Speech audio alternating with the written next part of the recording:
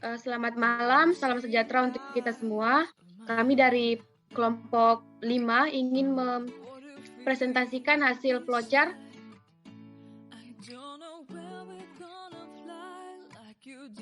kan anggota kelompok dari kelompok 5. Yang pertama ada Despita Parialo, yaitu saya sendiri. Kemudian ada Nur Afita, kemudian ada Rahmawati, ada Wisudarni, dan ada Sevanya Gracela. Untuk mempersingkat waktu, langsung saja saya persilakan kepada Saudari Rahmawati untuk membacakan flowchart-nya.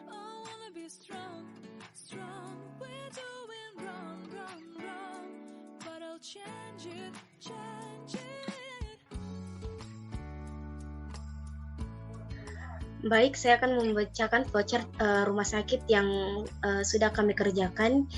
Di sini ada beberapa entitas, yaitu pertama entitas kepegawaian, entitas admin, entitas PMIK, entitas TPPRJ, entitas poli interna, entitas poli gigi, entitas poli umum, entitas rawat darurat, entitas TPPRI, entitas RI, entitas penunjang, entitas operasi, entitas ICU, entitas ruang jenazah, entitas apotik, dan entitas administrasi. Oke, yang pertama itu STAR, di mana STAR itu ada di entitas kepegawaian, lalu input data pegawai, lalu proses yang keluar yaitu data kepegawaian. Di entitas admin, username dan password, lalu input PMIK, lalu input TPPRJ, lalu input poli interna, lalu input poli umum, lalu input poli gigi, input rawat darurat, input TPPRI, input RI, input penunjang, input OK atau operasi, input ICU, input ruang jenazah, input apotik, dan input administrasi. Selanjutnya, dari input PMIK, yang pertama itu login, lalu data diagnosa, lalu input data tindakan, dan yang proses yang keluar yaitu coding. Selanjutnya di TPPRJ, dari input TPPRJ lalu ke login, jika dia pasien baru, input data pasien, lalu proses yang keluar yaitu berkas rekam medis. Jika bukan pasien baru, input nomor rekam medis, lalu akan disiapkan berkas rekam medis pasien. Selanjutnya dari TPPRJ pasien akan memilih jika dia rawat darurat, jika dia rawat darurat atau ya, dia akan input rawat darurat. Jika tidak, dia ke poli interna. Jika ya poli interna, yaitu input poli interna. Jika tidak, ke poli umum. Jika poli umum ya, input poli umum. Jika tidak, poli gigi. Selanjutnya jika ingin ke poli gigi, langsung input poli gigi. Selanjutnya poli interna. Yang pertama itu konektor C. Konektor C itu melambangkan input poli interna, lalu login yang didapatkan jika dia dari TPPRJ ingin ke poli interna, berkas rekam medisnya akan ke poli interna. Lalu di poli interna login, setelah login input keluhan pasien, lalu prosesnya itu menentukan diagnosa dan tindakan. Lalu prosesnya akan mengeluarkan tindakan. Setelah dikeluarkan tindakan, jika ada pemeriksaan penunjang akan input pemeriksaan penunjang. Jika dia RI, dia akan input rawat inap. Jika tidak keduanya, antara pemeriksaan penunjang dan RI, akan diberi resep dan akan ke apotik. Selanjutnya poli gigi. Di poli gigi, input konektor E itu input poli gigi, di mana input poli gigi itu yang pertama kita lakukan login, lalu input keluhan pasien, lalu menentukan diagnosa dan tindakan. Lalu tindakan, setelah memberi tindakan akan diberikan resep, lalu dibawa ke apotik. Selanjutnya poli umum.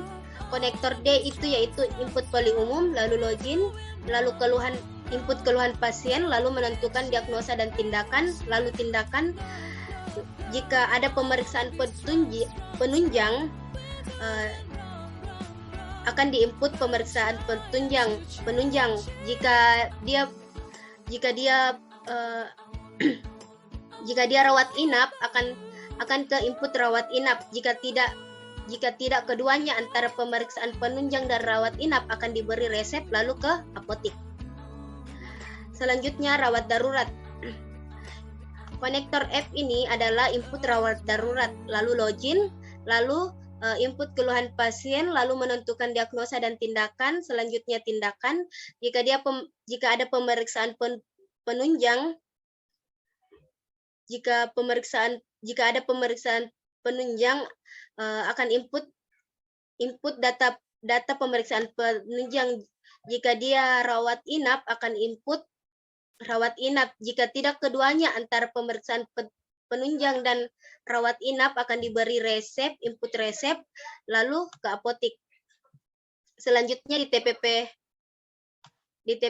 RI, konektor G itu melambangkan input TPP RI, lalu login, lalu nomor rekam medis, lalu berkas rekam medis, lalu ke rawat inap atau konektor H.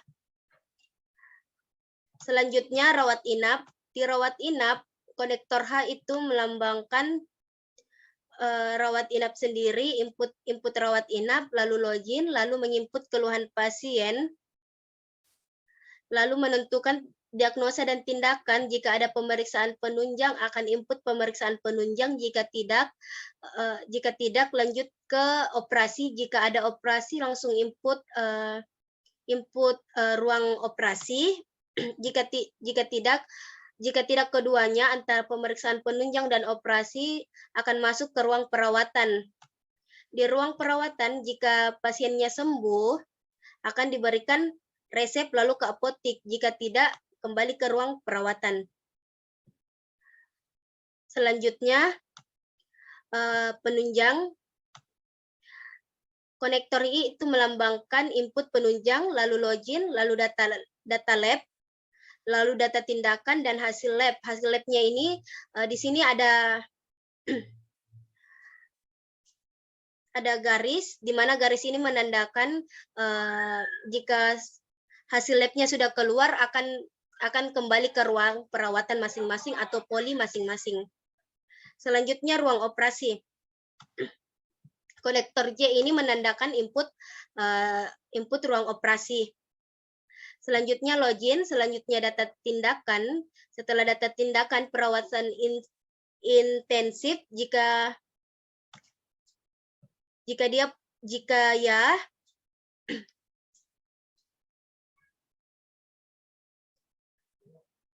ya akan ke rawat inap. Jika tidak, akan ke ruang jenazah. Selanjutnya di ICU, konektor K itu menandakan input ICU, lalu login, data tindakan. Jika pasiennya meninggal, lanjut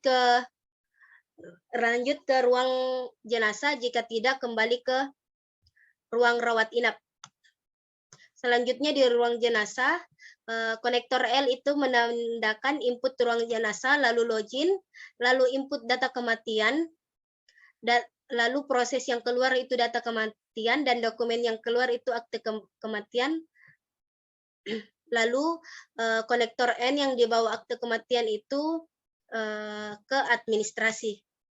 Selanjutnya apotik. Konektor M ini menandakan input apotik, lalu login, lalu data obat, input data obat, proses yang keluar itu menerima resep, lalu menyiapkan obat, dan input data pemakaian obat, dan konektor N itu administrasi. Selanjutnya entitas administrasi, di mana konektor N ini adalah input administrasi, lalu login, lalu input tarif pelayanan, lalu total dari dari pelayanan, lalu proses yang keluar yaitu bayar, dan selesai. Mungkin itu saja flowchart rumah sakit dari kelompok 5 yang bisa saya jelaskan, kurang lebihnya mohon dimaafkan. Kembali ke moderator. Baik, sekian dari hasil presentasi kelompok kami. Kurang dan lebihnya mohon dimaafkan. Saya ucapkan terima kasih.